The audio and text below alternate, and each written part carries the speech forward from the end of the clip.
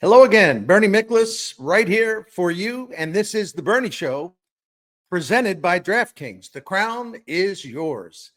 As you know, but I like to remind you, I write 5 columns and do 5 videos each week here on my new home at STL Sports Central. You can catch me frequently on KMOX FM 104.1 or AM 1120. And I join the fabulous Katie Wu of The Athletic on her Cardinal Territory video and podcast once or twice per week. Today's topic, you can probably guess what it is. Cubs and Cardinals and the rivalry that still matters, no matter what Commissioner Rob Manfred and Major League Baseball think. All right, I'm going to whine a little bit.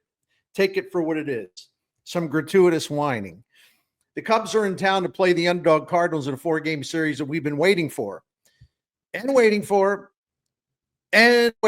Yeah, I would like to thank Commissioner Manfred for allowing these two teams to finally play each other for the first time this season. I don't know, Commish, why didn't you wait till August or something? I know that St. Louis and Chicago are based in the Midwest, which means it's flyover country, right?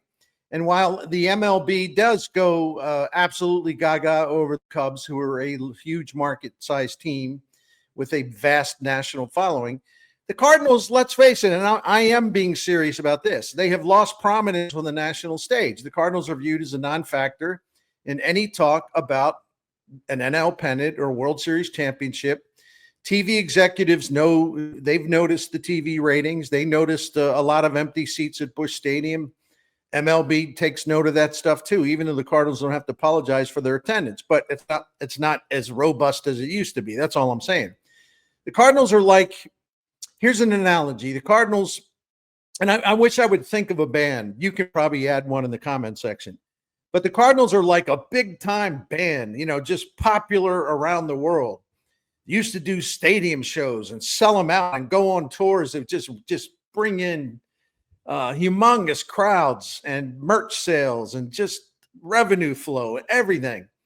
But symbolically speaking, the Redbirds, who once were metaphorically speaking, a stadium show band, are now relegated to, I would say, small arena status, maybe mid-size arena status. So that's probably a factor in the scheduling. Whatever. I mean, the Cards-Cubs is still an exceptional rivalry, just as good a rivalry as any in the sport. It's just that the baseball people and the network people, they just can't get enough of the Red Sox and Yankees playing each other. My goodness. Those teams are force-fed to fans in other regions. If we're talking about national telecasts, if it was up to Manfred and his TV overlords, the Yankees and Red Sox would have about 12 series against each other during the season. Yeah, I'm exaggerating. But again, I admitted that up front. And yeah, I'm doing some whining. Yeah, and again, I admitted that up front.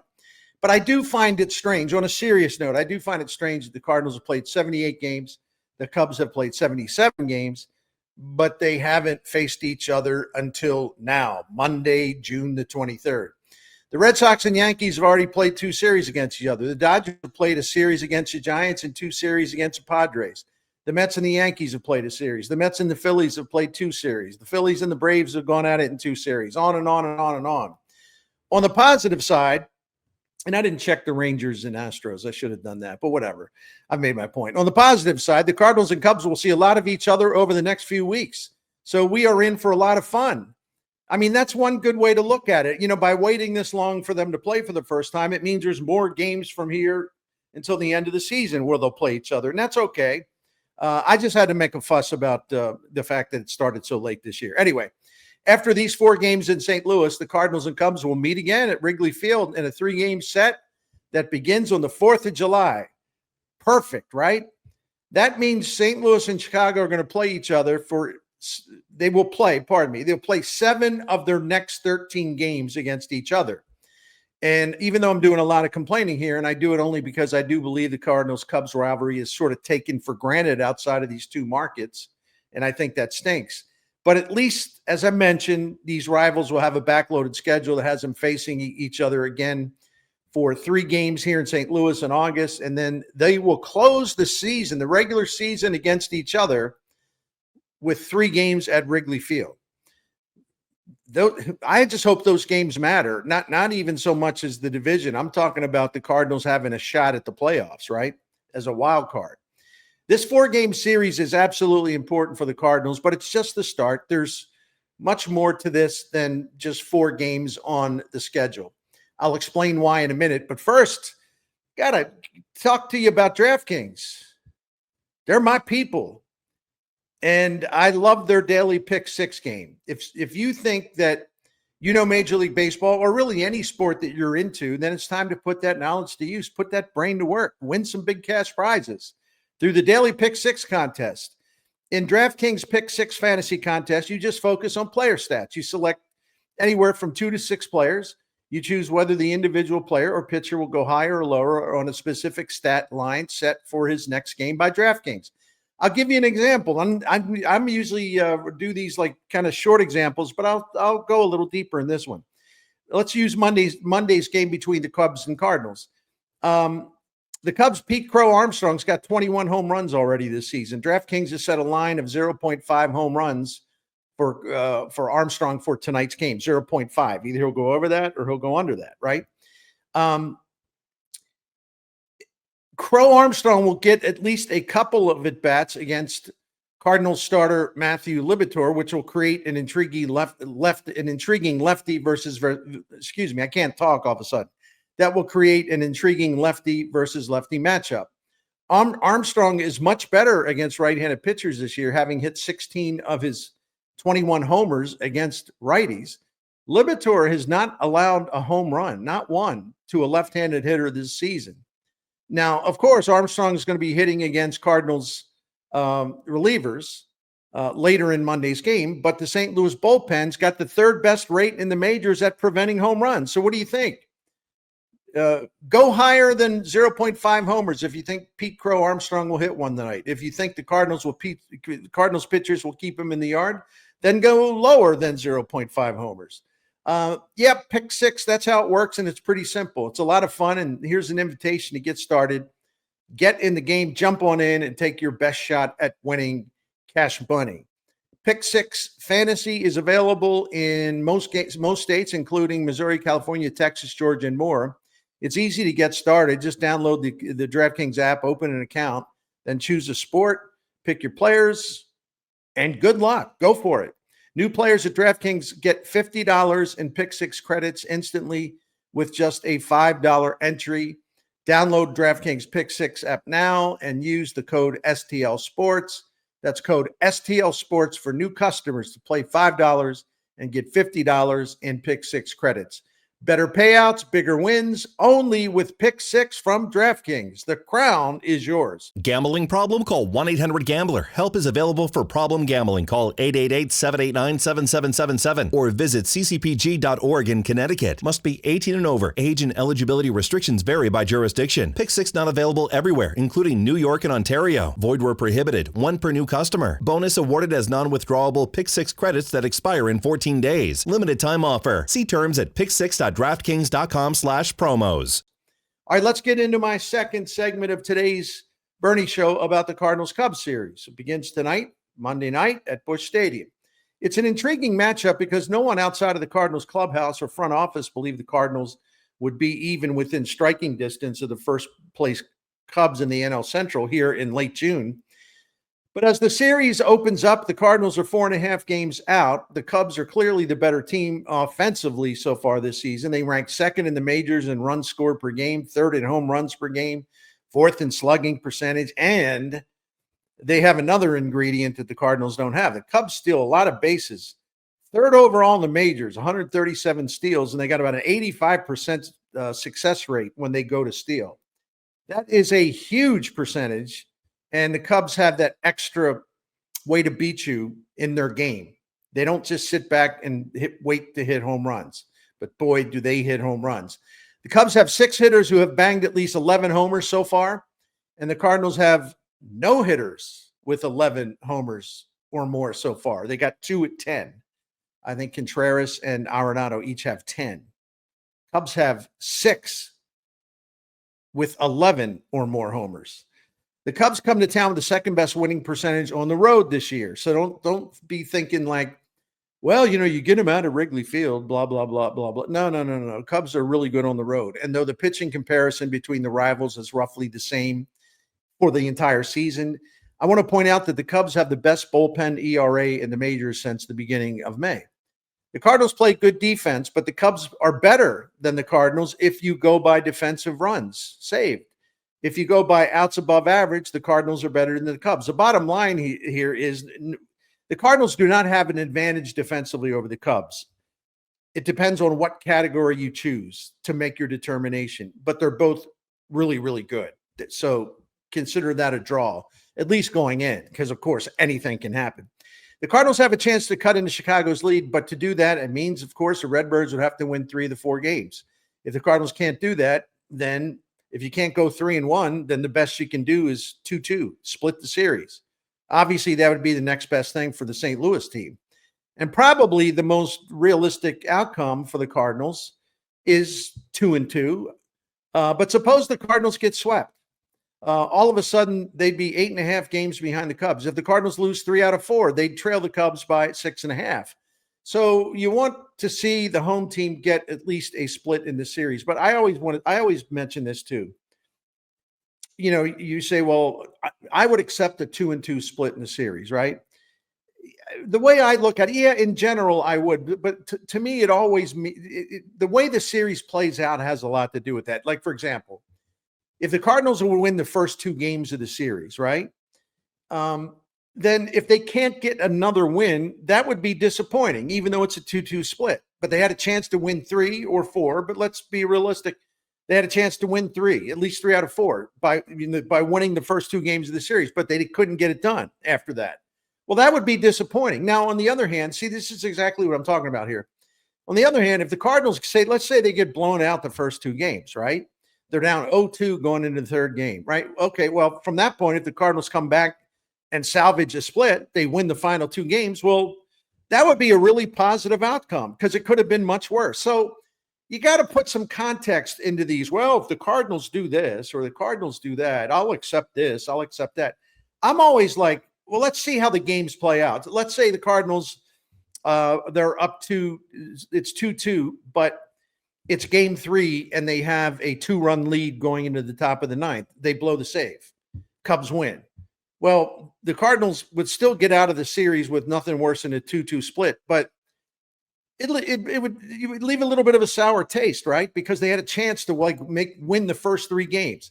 So I always look at how the series actually play out before I decide whether I'd be happy or neutral or disappointed in an outcome. If the Cardinals lose 3 out of 4, they would trail the Cubs by 6.5. I don't know if I said that already, so I'll repeat it.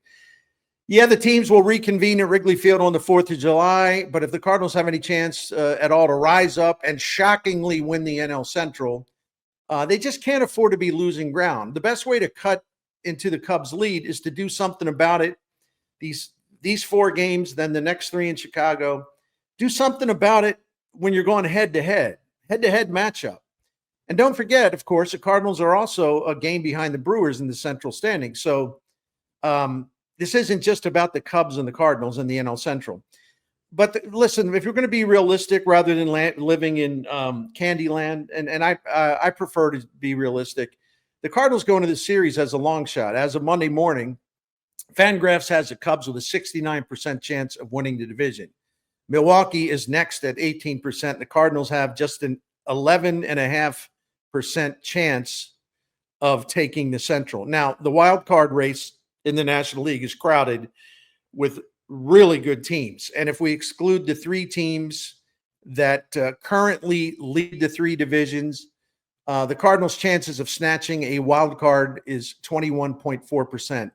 5 other NL teams have stronger wild card odds than St. Louis. We're talking about teams that are not leading their divisions right now. That would be the Giants, the Mets, the Padres, the Diamondbacks, and the Brewers. I think the Mets lead the NL East, but you know what I mean. The Cardinals, bottom line, the Cardinals will have, whether the Phillies are that team in the wild card hunt or the Mets are, the Cardinals will have, or they do have, 5 other NL teams with stronger wild card probabilities than the Cardinals.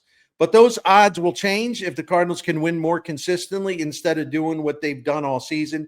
They started out slow. They were cold. They were 5 games under 500. after 25 games. Then they got blazing hot. Then as they're blazing hot and everyone's writing around the country, oh, they're the biggest surprise of the season. Then all of a sudden they fell off the face of the earth there for about 2 weeks.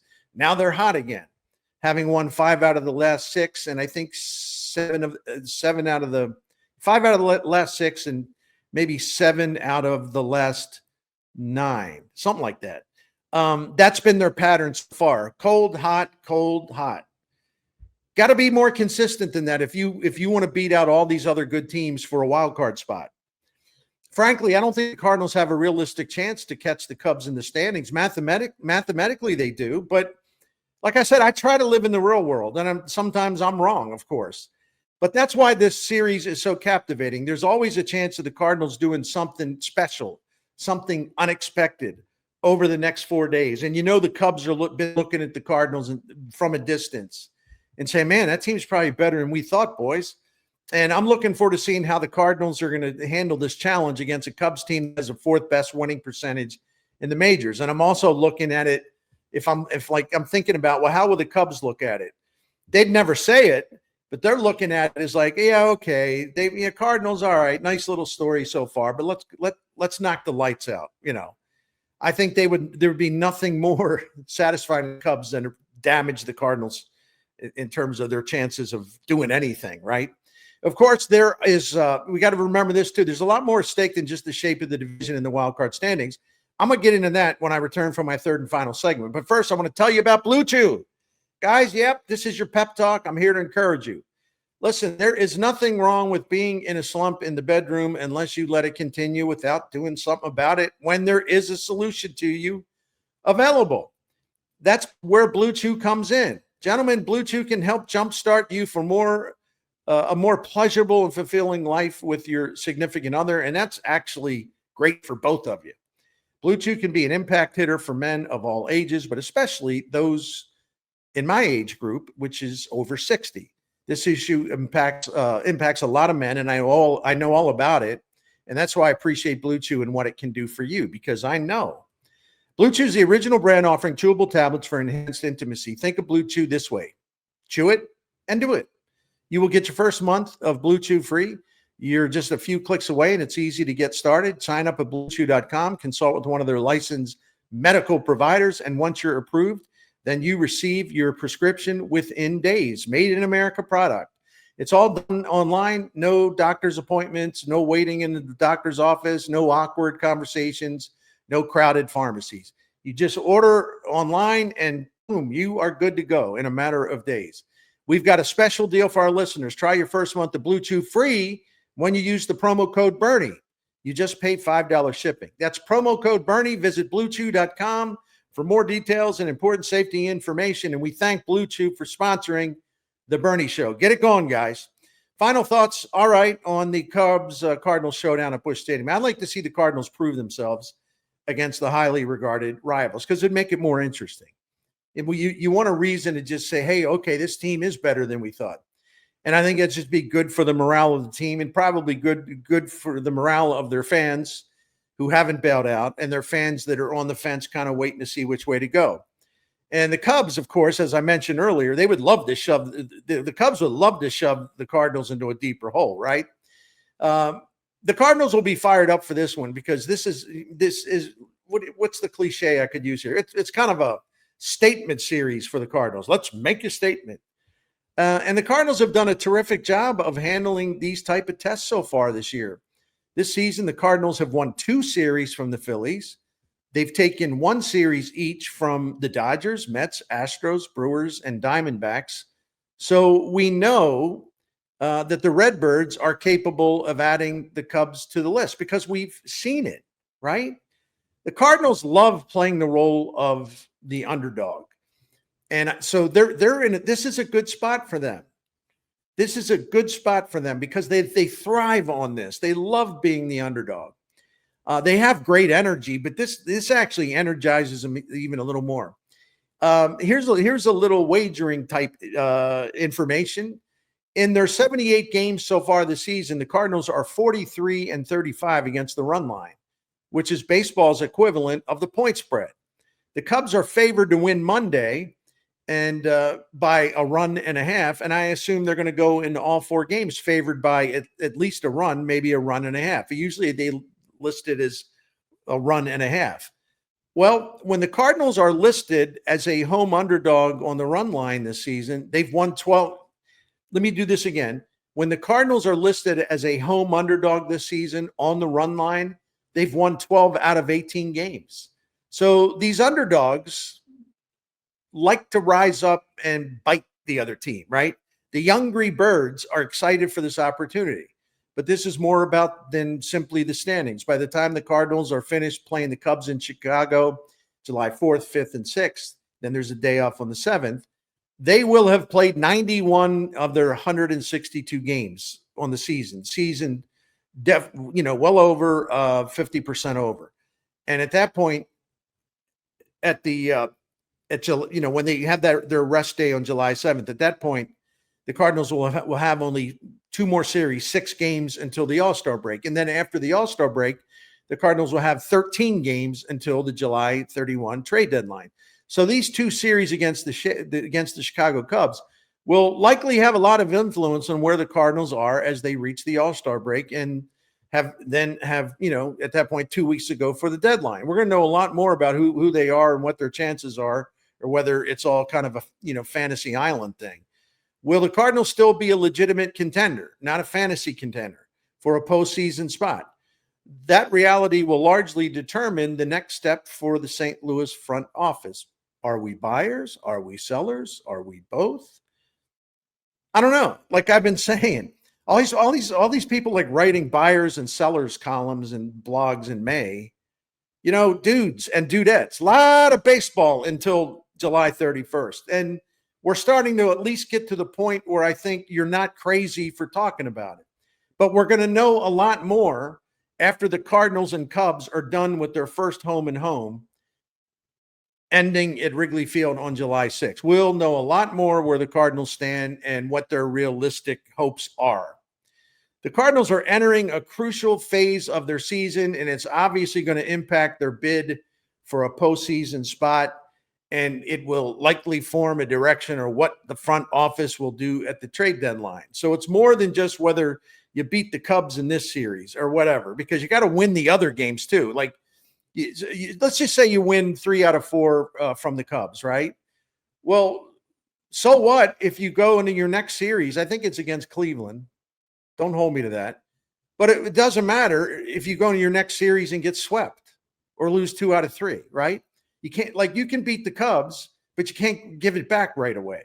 So the best way I still think though, no matter what's going to happen before we start, the best way to get this important stretch underway is a 4-game series against the Cubs in the sweltering heat of a St. Louis summer. Well, will the Cardinals melt away, or will the Cardinals make the Cubs sweat a little bit? We'll find out. I'm looking forward to it. That's all for today's Bernie Show. Thank you for watching, and thanks to DraftKings for presenting the Bernie Show here on STL Sports Central.